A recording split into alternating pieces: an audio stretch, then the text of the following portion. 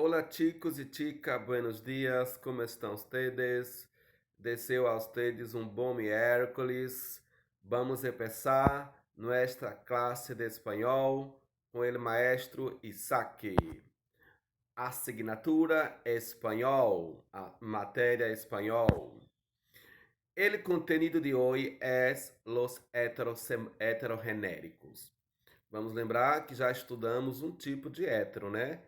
Heterosemântico, que a diferença está no significado.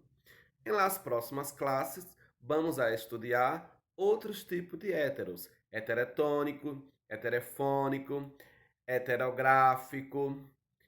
Pero hoje vamos a estudar sobre os heterogenéricos. Antes, vamos saber o significado do prefixo hetero. Hetero viene del grego e quer dizer diferente, distinto. É o contrário de homo, que quer dizer igual. Então, que são palavras heterogenéricas? São palavras que em português e espanhol se escreve igual, têm o mesmo significado, pero cambia de gênero. Então, são palavras que em português e espanhol se escreve igual, se pronuncia igual, tem o mesmo significado, mas muda de gênero.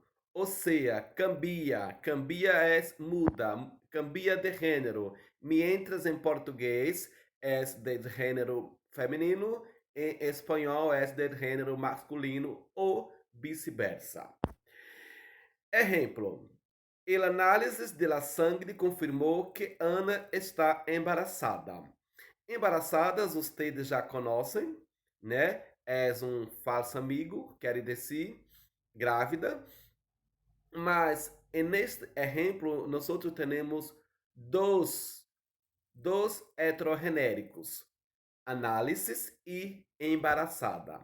Vea que não se escreve la análise, né? É la análise. O artigo você já conhece. Então, não é la análise, é el análisis. E também não é el sangre, é la sangre. Porque estas palavras são que heterogenéricas, mientras em português pertencem a gêneros diferentes. Outro exemplo. Los chicos montaram el árbol de Navidad esta tarde. Vejam aí que não está escrito la árvore, né? Está el árvore. Pertence a gênero diferente. Próximo. Qual é o color de tu coche?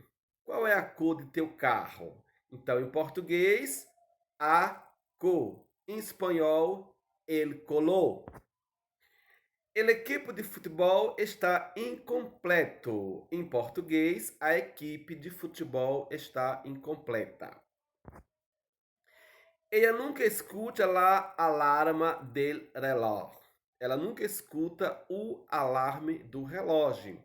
Então, mais uma vez, vocês estão vendo os artículos, vocês já conhecem. Não é el alarma, e sim la alarma. La crema de avena deja la piel bien suave. Outro exemplo, não é el creme. El artigo que estás não é el, e sim la crema. Mientras, em português, o creme. La leite é muito importante para o desarrollo de los niños. O leite é muito importante para o desenvolvimento das crianças. Então, mais uma vez, não é el leite, e sim la leite. La licuadora se ha roto, há que comprar outra. O liquidificador quebrou, tem que comprar outro. Então, estão vendo allí que não é el licuador, e sim la licuadora. La miel. La palavra miel também sofre esta divergência heterogenérica. Não é el miel, e sim la miel. La miel tem muitas propriedades curativas. El muchacho se ha roto la nariz. al tropeçar com el juguete. O menino quebrou o nariz ao tropeçar com o brinquedo. Então, não é el nariz, e sim la nariz. La pesadilla que tuve ayer parecia real. O pesadelo que tive ontem parecia real. Não é el pesadillo, é la pesadilla. Aí vocês perguntam, professor, tem uma regra de saber quando as palavras pertencem ao gênero masculino ou feminino no espanhol? Tem. As palavras que terminam em umbre, ellas são del gênero feminino.